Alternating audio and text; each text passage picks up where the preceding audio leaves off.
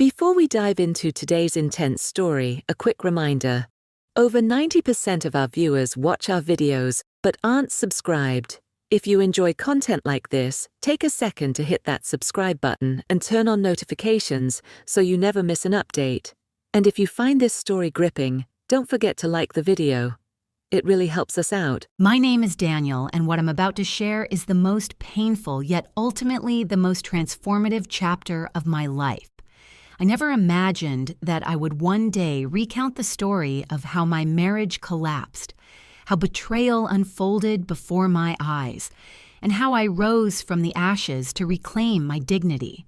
This is not a story of bitterness, but of resilience, of how a man broken by betrayal found the strength to turn pain into power.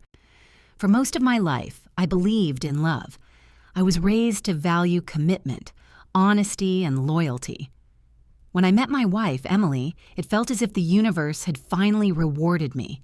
She was charming, intelligent, full of life, and had this radiant smile that could light up even the darkest room.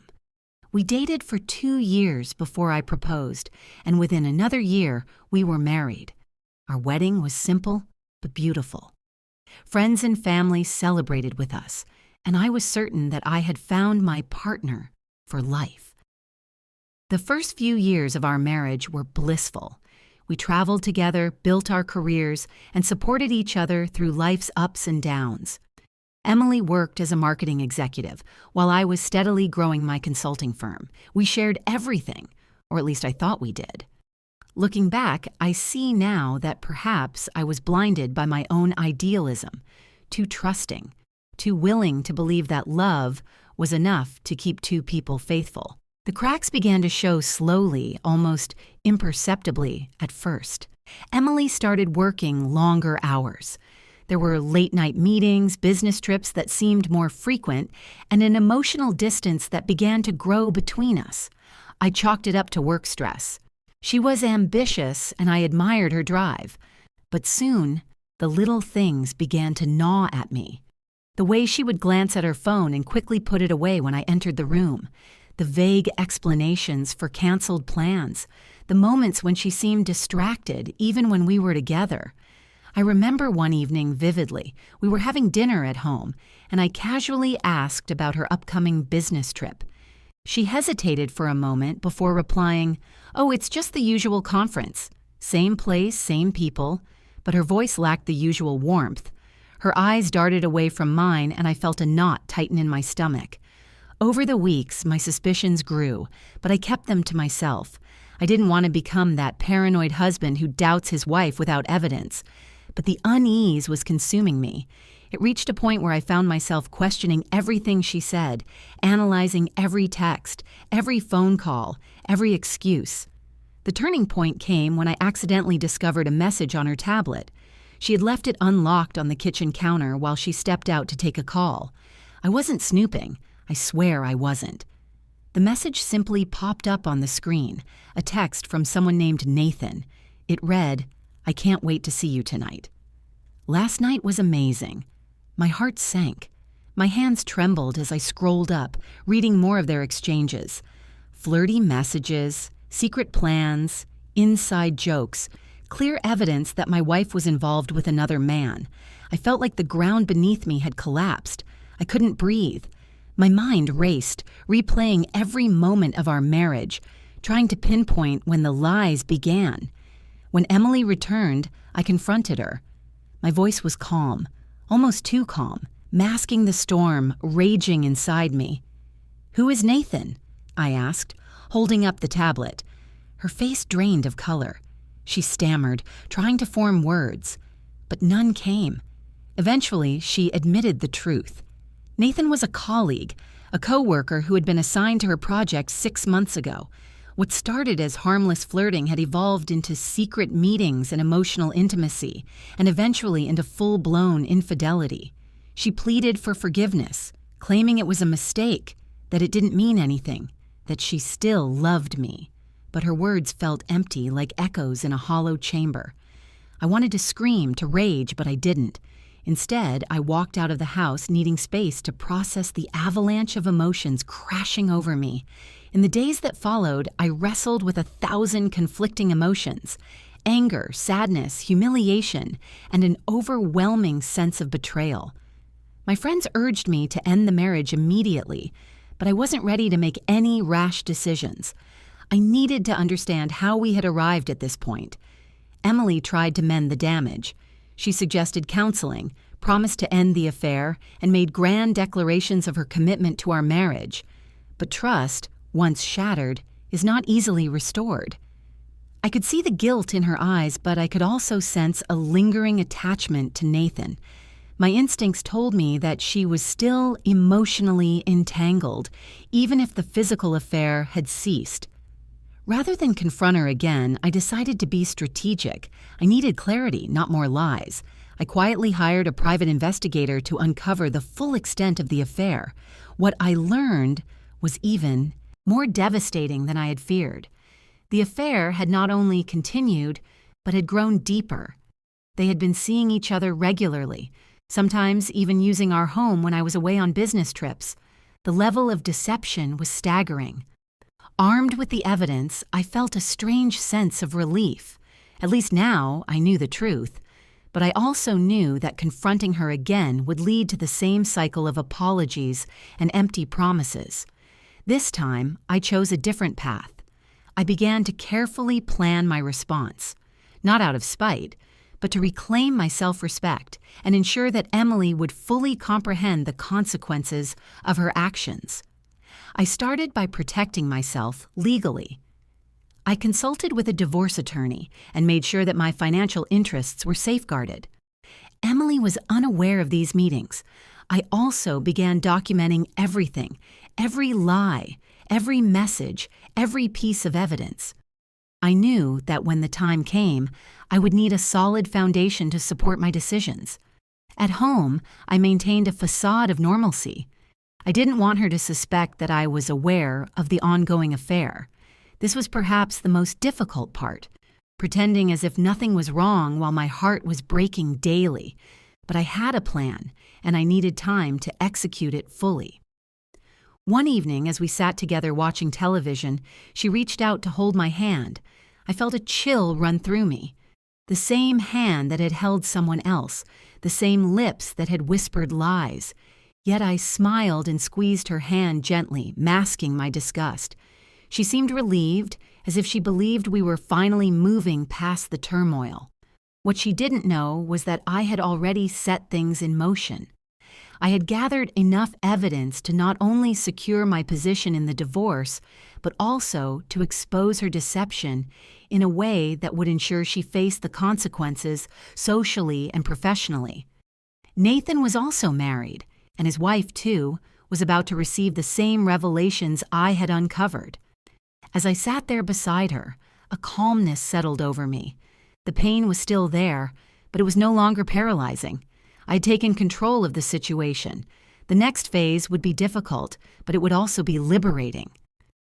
That night, as Emily slept peacefully beside me, unaware of what was coming, I stared at the ceiling and silently whispered to myself, "It's almost over." The following days were a strange mixture of calculated patience and deep emotional numbness. I went about my daily routine as though everything was normal, but inside, my heart had hardened. The man I was before, the naive, trusting husband, was gone. What remained was someone determined to reclaim control of his life, to make sure that Emily and Nathan understood the full consequences of their betrayal. With the evidence securely archived, my next move was subtle but effective. I reached out to Nathan's wife, Caroline. I had obtained her contact information through the private investigator. Reaching out to her wasn't easy. I struggled with whether I was doing the right thing.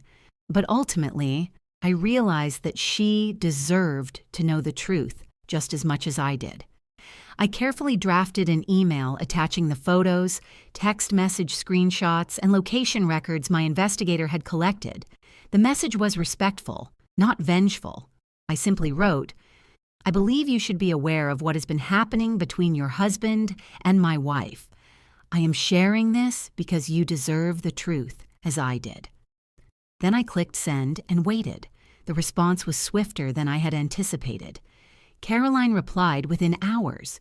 She was devastated and shocked, as expected. She thanked me for my honesty and admitted that she had suspected something was wrong, but never imagined it was this extensive. We spoke over the phone that evening, sharing our experiences and realizing how many lies we had both been fed. It was oddly comforting to speak with someone who fully understood the unique pain I was enduring. Caroline revealed that Nathan had lied to her about his business trips, fabricated late-night work emergencies, and had even borrowed money to finance weekends with Emily. Hearing this only confirmed the depths of their deception. We both agreed that confronting our respective spouses simultaneously would leave them no room to manipulate the situation further. While I waited for the right moment to spring the confrontation, I also started securing my financial future. I moved certain funds into separate accounts under the guidance of my attorney, made arrangements regarding the house, and even updated my business contracts to ensure that Emily couldn't claim a share of certain assets that were legally mine. My lawyer was meticulous, ensuring that when the storm hit, I would be standing firmly. Emily, still oblivious to my knowledge, continued her act of a loving, regretful wife. She suggested a weekend getaway to reconnect and heal our marriage. I agreed, keeping up the charade, knowing full well that it was nothing more than her attempt to pacify her guilt. But I wasn't interested in short-term comfort or false reconciliation.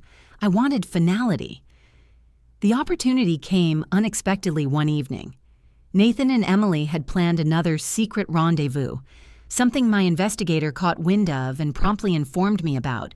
Rather than stop them, I allowed it to happen. This time, however, I had ensured that Caroline would be present as well, observing from a safe distance. We both had agreed. We wanted undeniable closure. That evening, Emily told me she had a late meeting and might stay over at a coworker's house to avoid the long commute. I nodded, feigning understanding, and even wished her luck with her project. The lies rolled off her tongue so easily now that it was almost second nature to her. She had no idea that we knew exactly where she was headed. Caroline and I met a few blocks away from the hotel where they had arranged to meet. My investigator was also present, gathering more footage and documenting the encounter. As we watched Nathan and Emily check into their room, I felt an odd sense of calm. The confrontation was near, and there would be no escape this time. The next morning, when Emily returned home, she acted as though nothing unusual had happened. She greeted me with a smile, kissed my cheek, and began talking about mundane topics.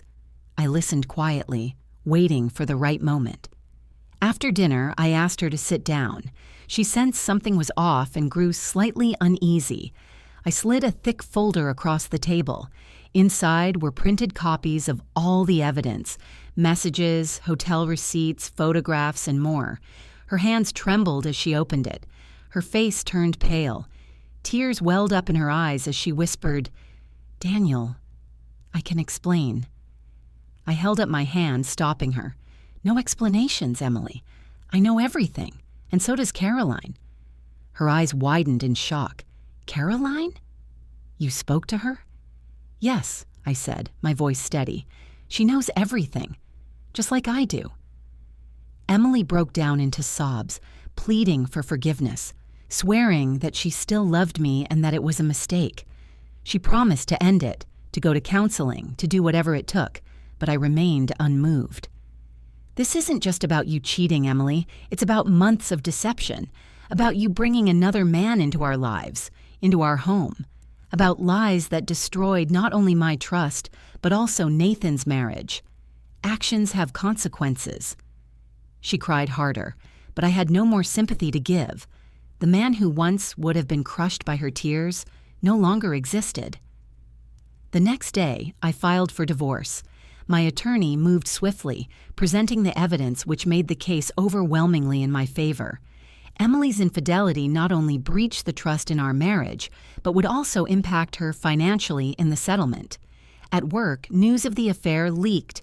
Nathan faced disciplinary action at his firm, especially once it became clear that company resources had been misused for personal escapades. His reputation was tarnished, and Caroline filed for divorce as well. Emily's world began to crumble rapidly. Her image as a successful, respectable professional was now stained by scandal. Friends who once admired her began to distance themselves, unsure how to respond to the drama surrounding her. Family members expressed their disappointment, particularly her parents, who had always valued honesty and integrity. In the weeks following our separation, Emily attempted to contact me numerous times, through calls, texts, even letters. She begged for a second chance, swearing that she was lost and confused, that Nathan had manipulated her, that she never wanted to lose me. But I refused to respond. My focus had shifted entirely to rebuilding my life. I expanded my business, invested my energy into personal growth, and surrounded myself with people who genuinely cared for my well-being. The darkness that had once consumed me began to lift. For the first time in months, I could breathe freely. One evening, as I sat on my balcony sipping coffee, reflecting on everything that had transpired, I realized something important. The pain, though excruciating, had taught me lessons that I might never have learned otherwise. I had discovered my own strength, my capacity to endure, and my ability to rise even when life tried to crush me. Emily's betrayal no longer defined me. It was simply a chapter in my story, a painful one, but not the final one. Little did Emily know, the final act of my revenge was still ahead. A form of justice that would ensure she truly felt the gravity of her choices, not through violence or cruelty, but through undeniable consequences that would make her regret underestimating me. The real closure was yet to come. The final stage of my plan was never about destroying Emily out of hatred. It was about ensuring she finally faced the weight of what she had done, not just emotionally, but also professionally and socially.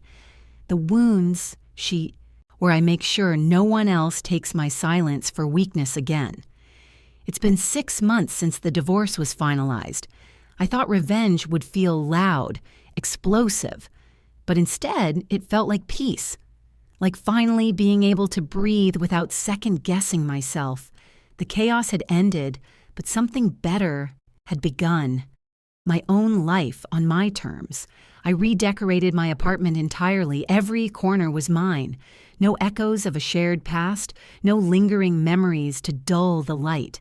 I filled my shelves with books I loved, framed photographs of places I wanted to see, and even adopted a dog named Milo who made every silent morning feel warm. I started teaching again, something I had put on hold to support Ray's chaotic schedule. It gave me purpose, structure, and most importantly, independence. The students didn't know anything about my past, and I liked it that way. To them, I was just Ms. Rena, dedicated, focused, and a little too passionate about literature. Word about Ray spread quietly. His company folded. He sold his car. Jessica was seen working a lower-tier job in a different city. They faded from the spotlight quickly. People stopped talking. Life moved on. But I didn't gloat. I didn't watch from the sidelines hoping for more damage. That was never the goal. My revenge was never about destroying him. It was about rebuilding me. The old version of me, the trusting wife who gave everything, was gone. In her place stood a woman who now knew that loyalty should never cost your self-respect. Sometimes, on quiet nights, I reflect. I think about how close I came to losing myself completely, how easily I could have disappeared into bitterness or despair. But instead, I found something deeper: resilience. I learned to protect my heart without hardening it, to fight back without becoming cruel. I've since shared my story in a few support groups, always anonymously, and each time someone new says, "I thought I was the only one." That's what betrayal does. It isolates you, makes you believe you're alone in your shame, but you're not. None of us are. I'm not bitter anymore, just better. And if Ray ever wonders how I survived it all, how I came out stronger than he left me, it's simple. He broke my heart, but I used every piece to build my freedom.